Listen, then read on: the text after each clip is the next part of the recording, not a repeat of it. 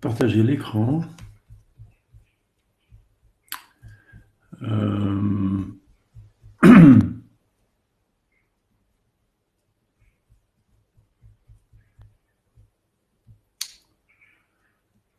Full screen. D'accord.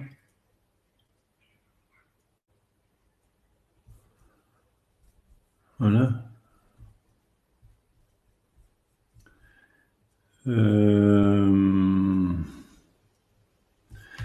Et je vais aller chez mon écran, à moi. Donc, pour... Allez.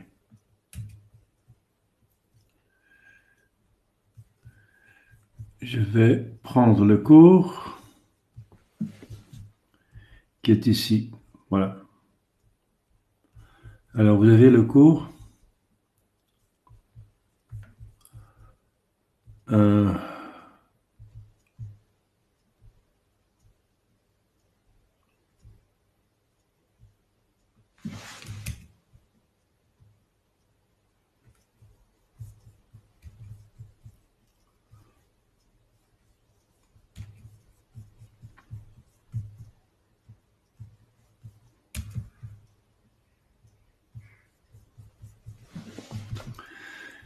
Voilà, j'essaie de partager l'écran.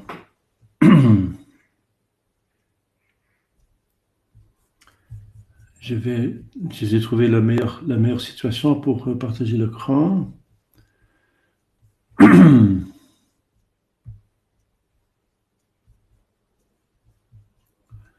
C'était quoi encore? C'était parce qu'à un certain moment, on pouvait me voir. C'était plus facile.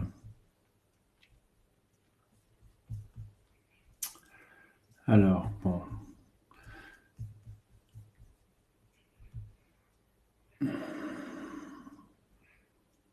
Enfin, on va faire comme ça, c'est plus simple. Voilà. Voilà, vous avez mon écran.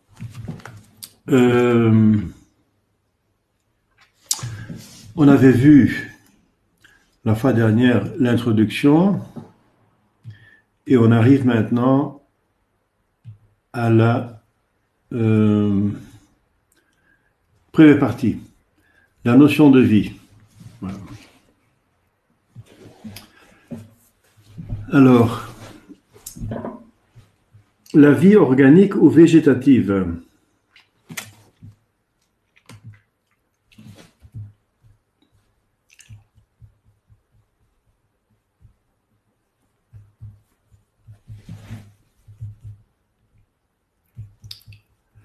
La notion de la vie. La vie, c'est tout ce qui vient, qui bouge de soi-même. Chapitre 1, notion de la vie. Les actes émanent du sujet qui les émet. Logiquement, ils nous conduisent à apprécier la nature de ce sujet. La manière dont il se comporte nous fait comprendre comment il est.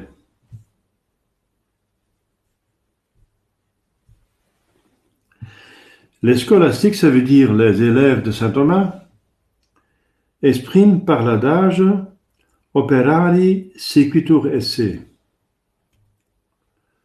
L'agir suit l'être. De plusieurs façons. La première façon, c'est qu'il faut d'abord être, esse, avant de pouvoir agir. Et deuxièmement, la manière d'agir qu'on observe, ça montre qui vous êtes. Operari ou agere sequitur esse. La connexion intime entre l'opération et la nature d'une substance. Avant d'étudier la nature intime du principe vital, nous devrons donc nous rendre compte des actes vitaux, des fonctions qui révèlent et caractérisent la vie. Donc avant d'arriver à une définition de de comprendre l'être de la vie, on va voir comment la vie se comporte. À partir du comportement, de l'agir, des opérations, des actes de la vie, des choses vivantes, on va comprendre ce que c'est la vie. Voilà. Angeles Sequitur Esse. L'agir suit l'être. Premier paragraphe, la notion vulgaire de la vie. Donc, saint Thomas, Aristote va d'abord voir ce que les personnes de bon sens pensent ce que c'est la vie. La notion vulgaire. Parce que c'est une source de sagesse, hein, le bon sens des hommes.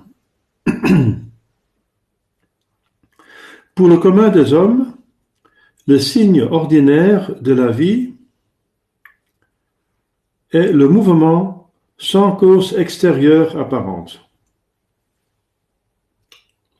Donc, pour dire que quelque chose est vivant, on constate que le mouvement, la chose qui meut,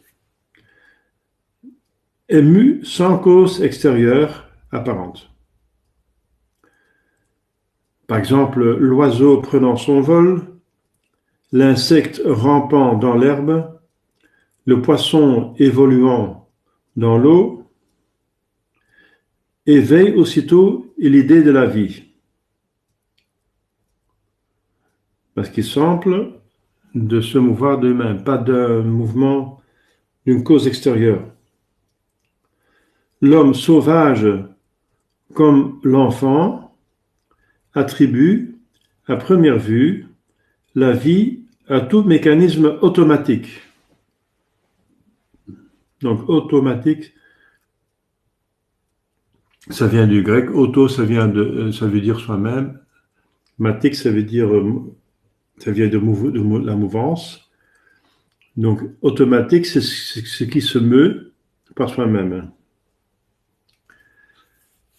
À première vue, la vie est attribuée à tout mécanisme, au sens très large, automatique. Dans la nature.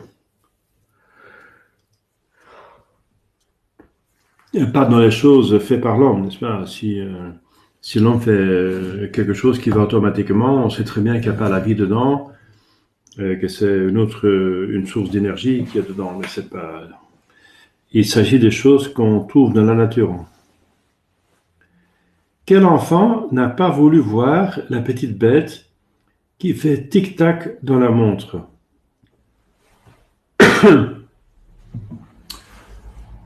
Voilà, une fois confronté avec un artifice humain qui bouge soi-disant par soi-même, les enfants et les hommes simples, l'homme sauvage, mais il n'a pas l'occasion de voir une montre, bien sûr. Donc l'enfant pense que la montre vit.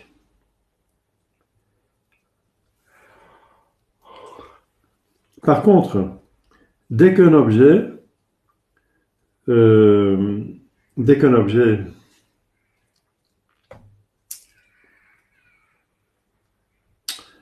qui apparut vivant se trouve frappé d'immobilité, on croit qu'il a cessé de vivre. On est aussitôt tenté de dire qu'il est mort. Donc la mort, ça veut dire que la vie cesse. Ça, c'est la notion vulgaire de la vie. Alors, la notion scientifique de la vie,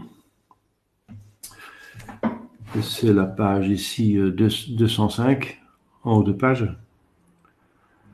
Pour le savant, être vivant est synonyme de substance organisée.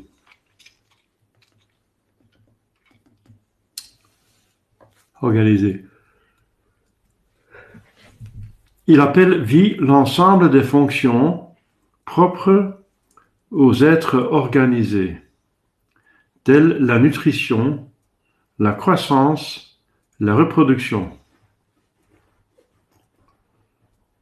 On peut en ajouter les sens extérieurs et intérieurs et se mouvoir, comme font les animaux.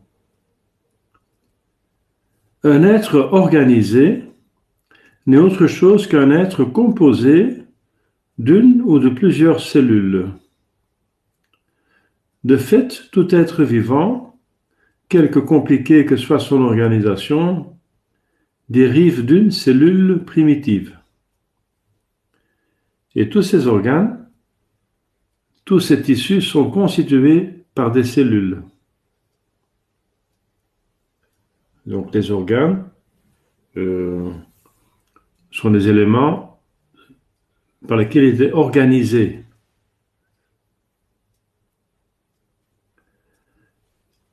Donc il appelle vie l'ensemble des fonctions propres aux êtres organisés. La cellule est donc l'élément primordial des êtres vivants. Nous devons l'étudier en premier lieu. C'est quoi la cellule?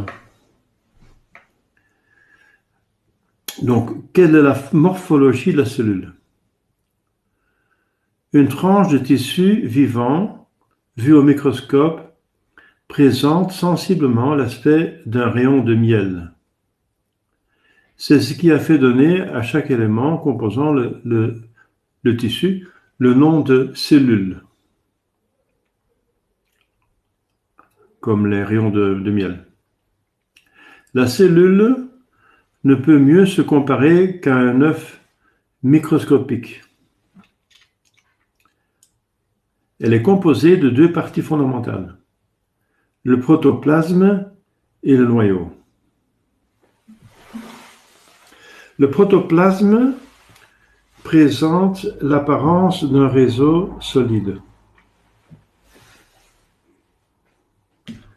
irrégulier, baigné dans une substance plus ou moins liquide. Ce protoplasme est la substance vivante, fondamentale, qui remplit toute la cellule. À la surface, il se condense généralement en une membrane perméable destinée à régler l'endosmose ou l'exosmose. Donc l'osmose, c'est la diffusion de liquide à travers une paroi poreuse. C'est en bas de page, la note. Si le liquide entre dans le récipient poreux, on dit qu'il y a endosmose. Le phénomène contraire, le liquide sortant du vase poreux s'appelle exosmose. Et ça se fait bien sûr à la surface. Donc le liquide qui entre et qui sort. C'est-à-dire l'entrée dans la cellule des liquides nutritifs et le rejet des substances devenues inutiles.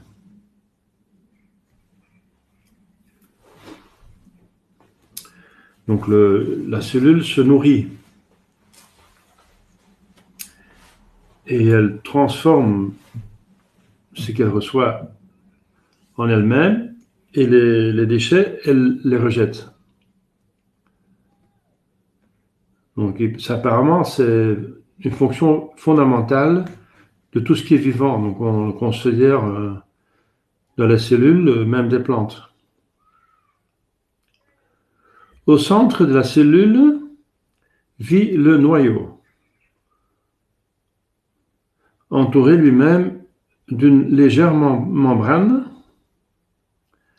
une membrane appelée nucléaire, et comprenant aussi un réseau protoplasmique.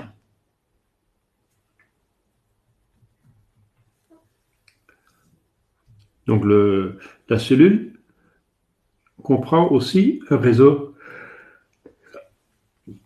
protoplasmique, mais il renferme de plus une substance spéciale, riche en phosphore, prenant facilement les matières colorantes, appelées chromatines ou nucléines.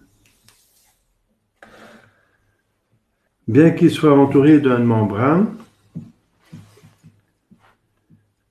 le noyau n'est pas isolé de la cellule. Il ne forme pas un élément indépendant, une individualité nouvelle. Il existe entre le protoplasme et le noyau une connexion étroite qui fait de la cellule complète un tout indivis, une unité. Voilà, alors la physiologie de la cellule.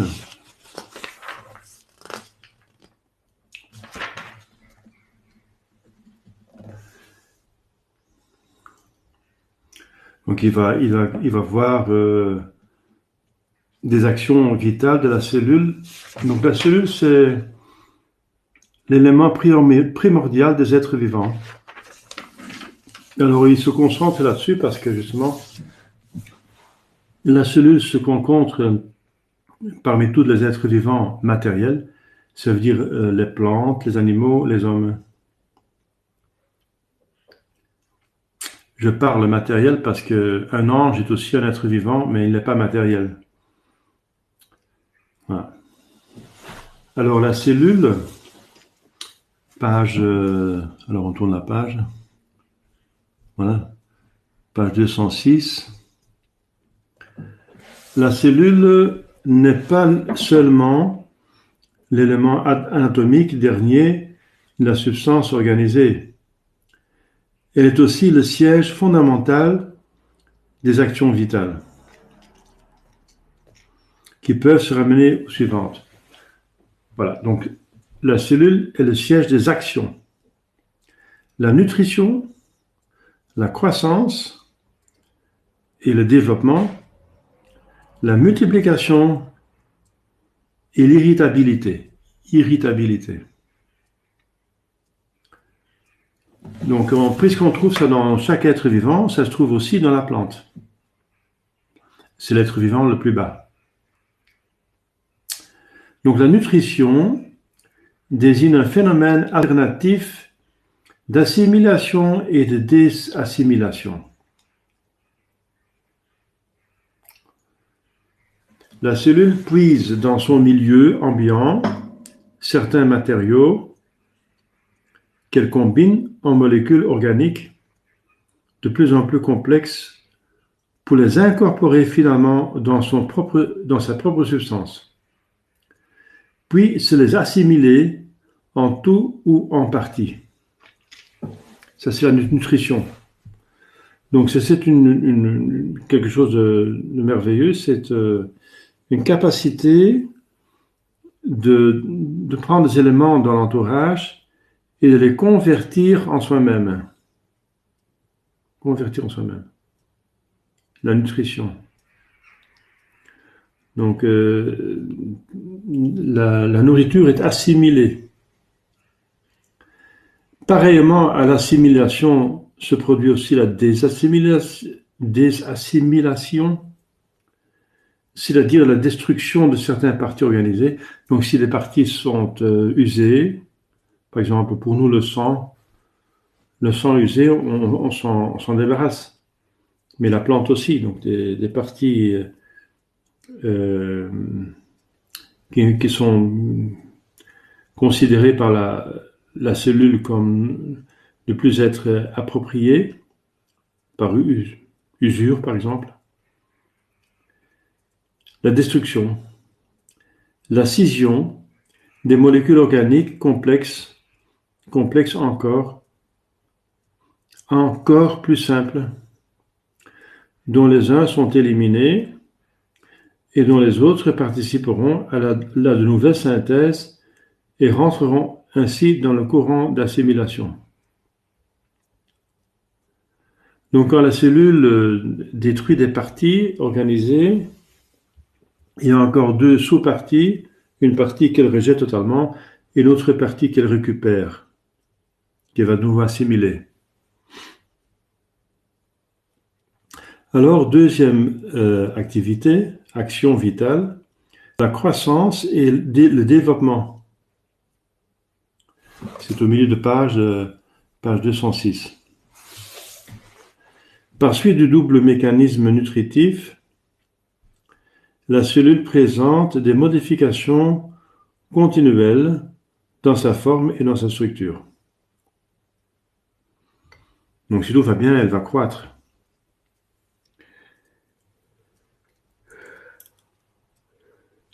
Une altérance de croissance et de décadence que les biologistes appellent l'évolution de l'être vivant. On connaît ça, une plante, elle croît, l'enfant aussi, les animaux, voilà. Par nutrition. La croissance et le développement. Le développement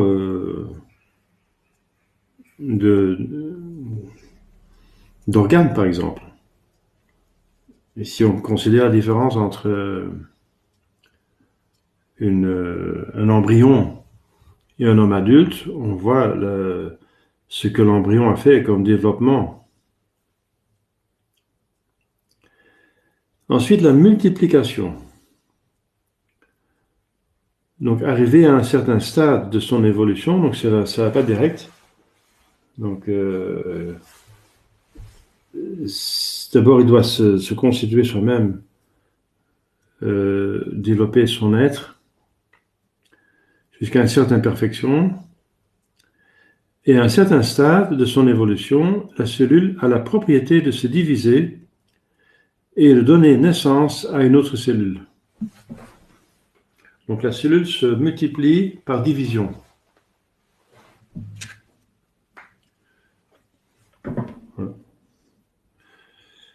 Et chaque partie, la division, est capable de se développer soi-même. Et ensuite, continuer la croissance, développement et multiplication. Donc la vie se multiplie à partir de la plante. Enfin, l'irritabilité est une propriété générique du protoplasme vivant, en vertu de laquelle celui-ci réagit avec intensité à une excitation minime. Une excitation donc extérieure. Cette réaction consiste souvent à un déplacement, une contraction. Elle prend alors le nom spécial de motilité.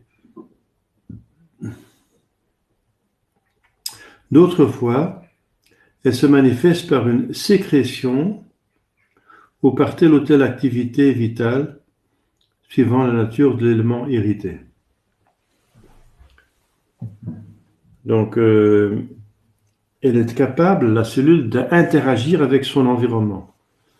Donc, si elle est irritée par son environnement, une excitation, alors elle peut réagir. Et réagir par un déplacement, une contraction, ou une sécrétion, ou une autre activité vitale. Et cette activité est suivant la nature de l'élément irrité. La fonction primordiale de la vie cellulaire est donc la nutrition. Tout commence par la nutrition. C'est fondamental. Sans nutrition, la cellule ne peut pas survivre, elle meurt. Les plantes et les animaux le savent très bien. Hein. C'est pour ça qu'un animal, celui qui le nourrit, il le considère comme son maître. La nourriture pour l'animal, c'est la vie.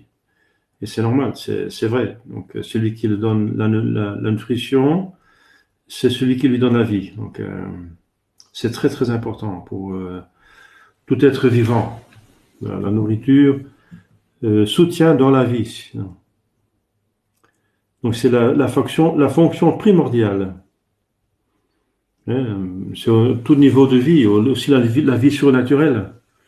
La vie surnaturelle est nourrie, n'est-ce pas, par Dieu, par la grâce. Et spécialement, par exemple, la communion.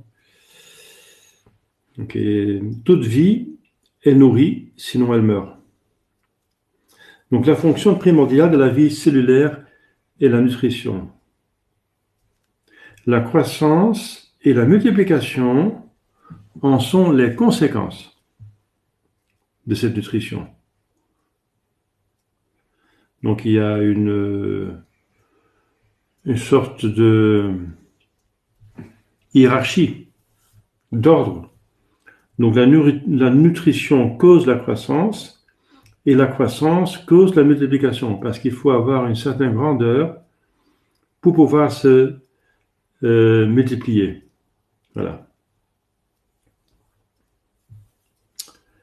Donc il y a une hiérarchie dans les fonctions vitales.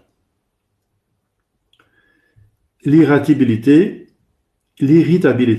en est en quelque sorte l'indice ou l'expression. L'indice.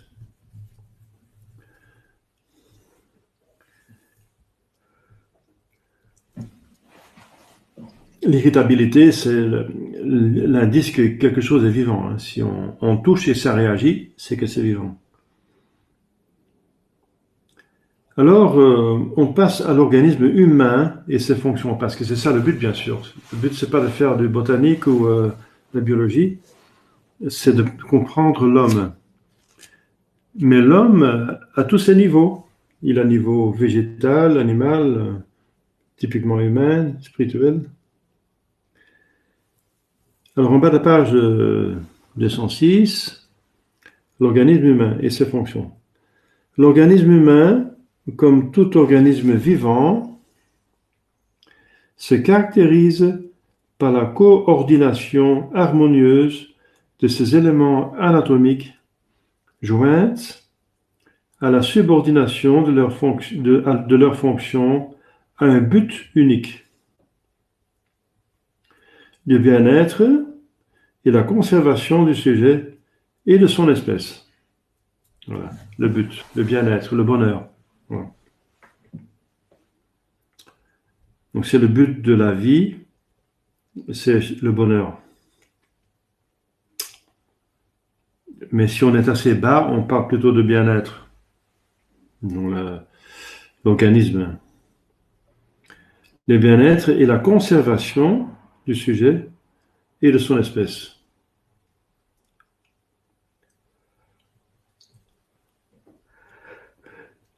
Donc il y a des éléments harmonieux anatomiques et la subordination de leur fonction à un but unique. Dans un organisme aussi complexe que celui de l'homme, l'homme est l'être le plus compliqué de l'univers, parce qu'il a tout en soi. Il est compliqué, il est composé de ce que je viens de dire, hein, un niveau minéral, végétal, animal, typiquement humain, spirituel et même surnaturel. Donc il a plusieurs niveaux de vie. Et aucun autre être a autant de niveaux de vie que l'homme. Donc l'homme est l'être le plus compliqué, dans le bon sens, le plus compliqué, le plus composé, disons, de tout être dans l'univers. Là, dans l'homme, on voit, page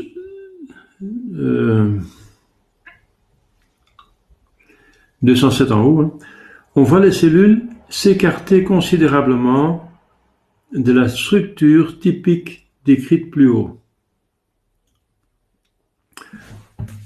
Sous l'influence de la loi de la division du travail,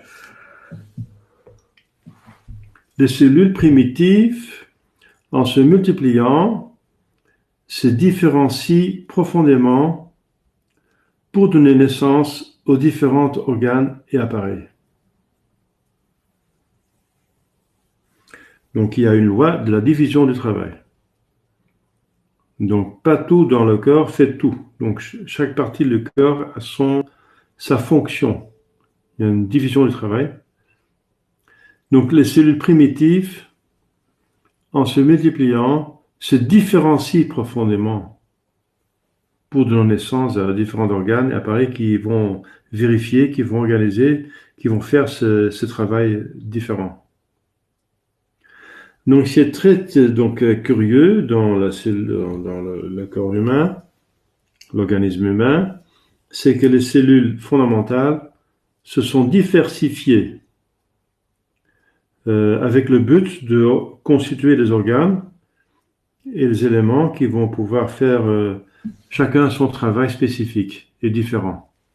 Par exemple, l'œil va avoir ce travail de voir, et les jambes de marcher, etc. Donc,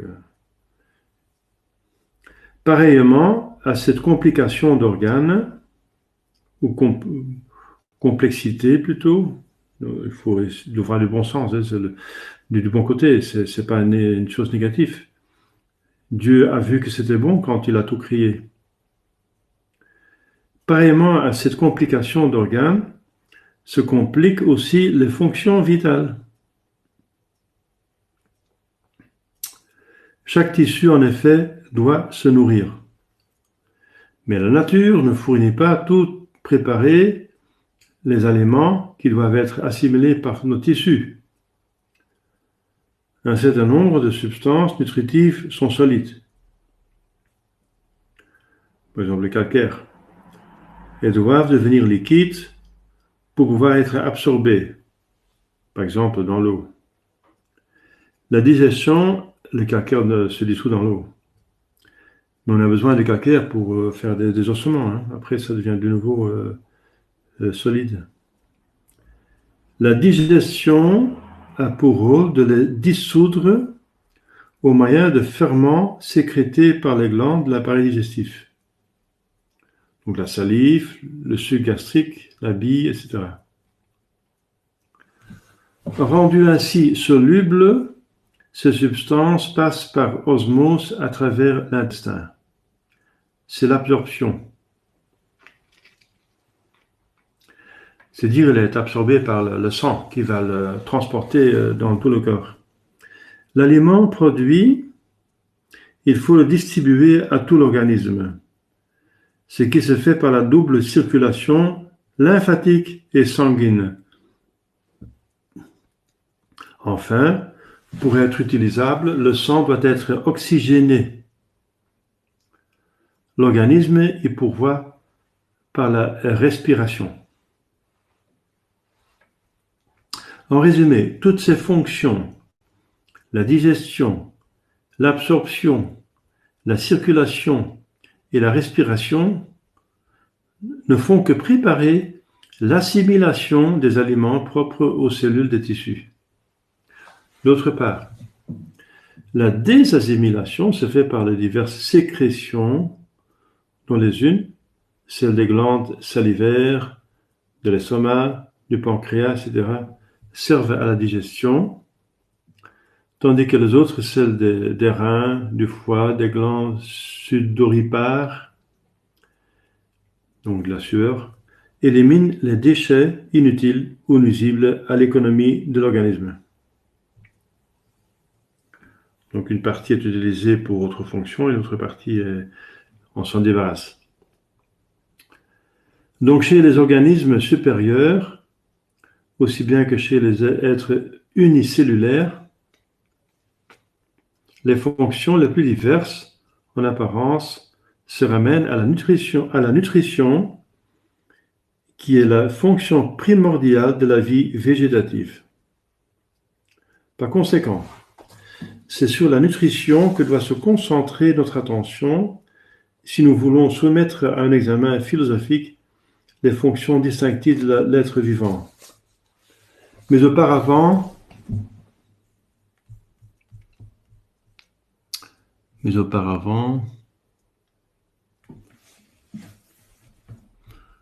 sommes ici à la page 208, déjà en 2 pages.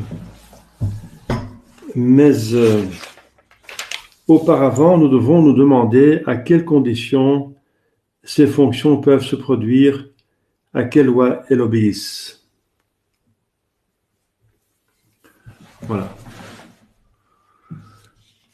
Donc, dernier point, conditions de l'activité vitale.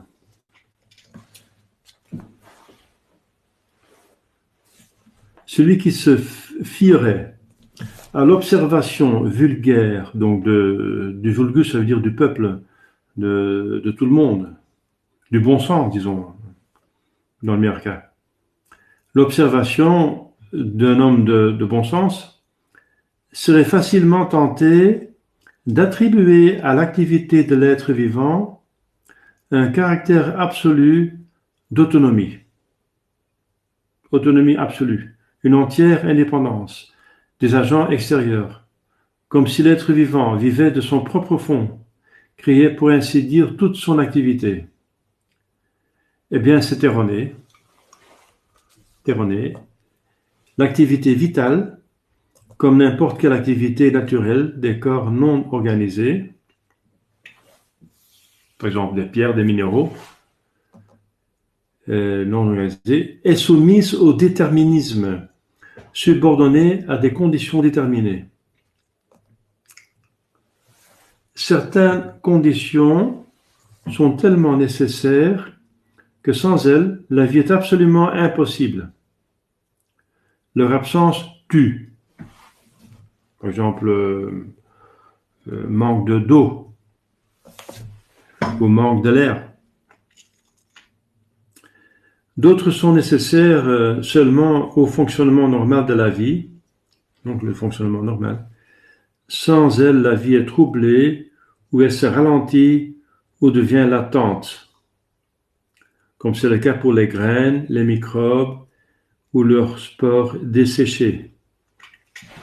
Donc une graine desséchée, elle devient niveau de vie latente, mais ça peut être activé par l'humidité.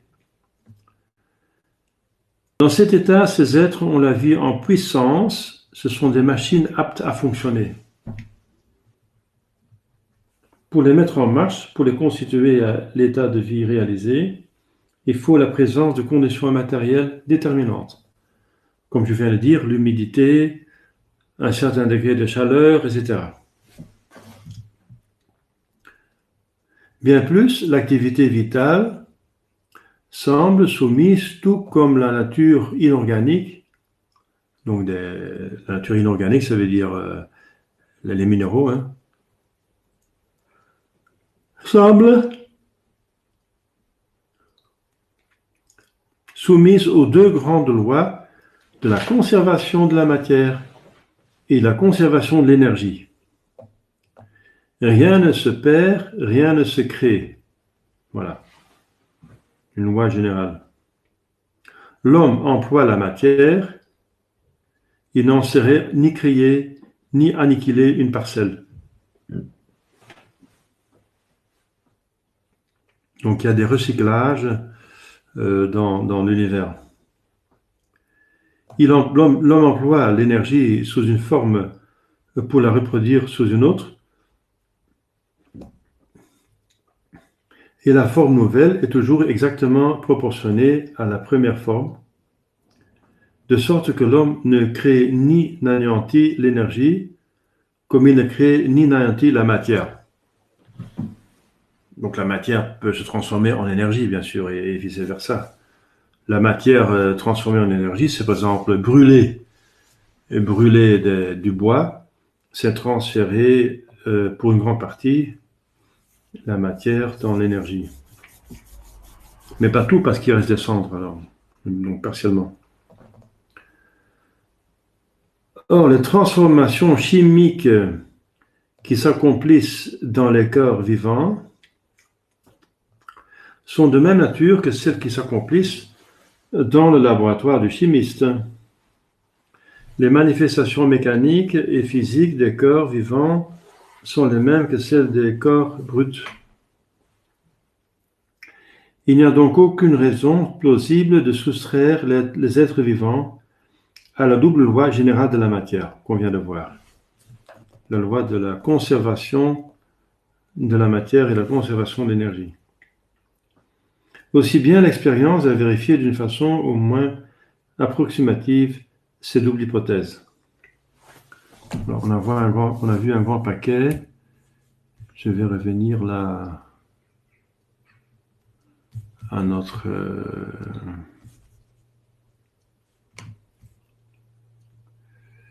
écran. Voilà. Bon, vous êtes toujours là, heureusement, parce que je ne vous ai pas vu un certain temps. Est-ce qu'il y a des questions sur la matière qu'on a vue? Donc on a vu une première définition de vie, une notion de vie. Alors on a vu la notion scientifique de la vie et on s'est concentré sur l'essentiel de la vie matérielle, donc pas spirituelle mais matérielle, c'est la cellule. Et alors on a trouvé comment elle est composée de protoplasme et de noyau. Et ensuite, on a observé qu'elle a des activités. La nutrition, la croissance et le développement, la multiplication et la irritabilité, et que c'est hiérarchique. Donc le fondament, c'est la nutrition, etc. Donc après, il y a la croissance. Par la nutrition, et la croissance rend possible le développement et la multiplication. Et l'irritabilité, c'est justement voilà, la cellule constituée totalement, elle est capable d'interagir avec son environnement. Et on a appliqué ça sur l'organisme humain. Et on a vu qu'en gros, c'est plus complexe, mais ça revient à la même chose. Et on a trouvé des lois qui sont générales. Et donc les lois de la conservation de la matière et la conservation de l'énergie. Donc c'est quand même intéressant de comprendre un petit peu la première vie. La première vie qui est en nous, hein, en nous tous. Voilà. Donc, la vie matérielle, bien sûr, mais si on comprend bien la vie matérielle, on va bien comprendre aussi la vie spirituelle. La vie spirituelle, qui est la vie par excellence, parce que Dieu est vie spirituelle, hein, c'est le Créateur. Donc la vie matérielle, c'est une image de la vie spirituelle, parce que tout a été créé à l'image de Dieu. Voilà. Alors, donc c'est le résumé. Est-ce qu'il y a des problèmes, des questions? Vous pouvez poser des questions dans le chat. Voilà. Sinon,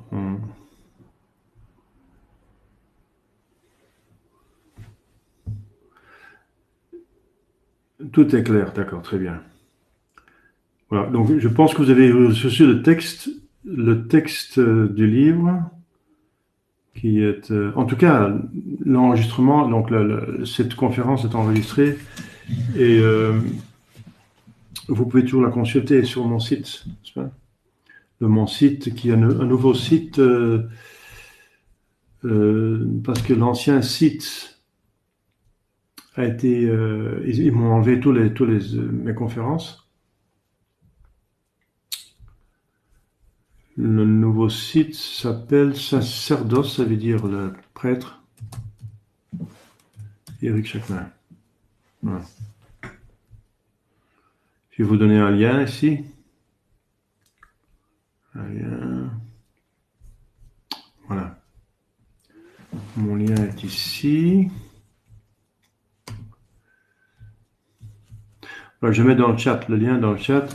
Le lien, et bientôt va apparaître donc cette conférence, si vous voulez, toutes les conférences, les sermons, toutes les prédications seront mises sur ce site.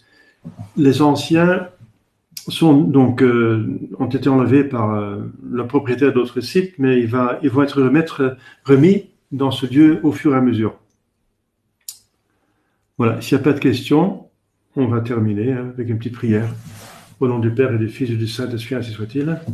Je vous salue Marie, pleine de grâce, le Seigneur est avec vous. Vous êtes bénie entre toutes les femmes, et Jésus, le fruit de vos entrailles, est béni. Sainte Marie, Mère de Dieu, priez pour nous pauvres pécheurs, maintenant et à l'heure de notre mort, ainsi soit-il. Saint Joseph, priez pour nous. Saint Ange Gardien, priez pour nous. Voilà, donc la fois prochaine, donc mardi prochain, sera de nouveau la spiritualité, qui est la vie la plus haute, la plus importante. Spiritualité, c'est comment vivre comme un saint, quoi. Donc la sainteté, voilà, c'est là. Du coup, on monte au sommet. Donc c'est Donc on altère hein. Le cours de psychologie, il est bien détaillé ici, voilà, oui. Hein. Donc dans Gradin Mercier, voilà. Donc bon, moi j'aime de faire les choses à fond, mais bon, donc rien n'empêche que vous préparez les leçons à venir. Hein. Je pense que vous avez eu le lien où se trouve ce livre la fois dernière. Voilà.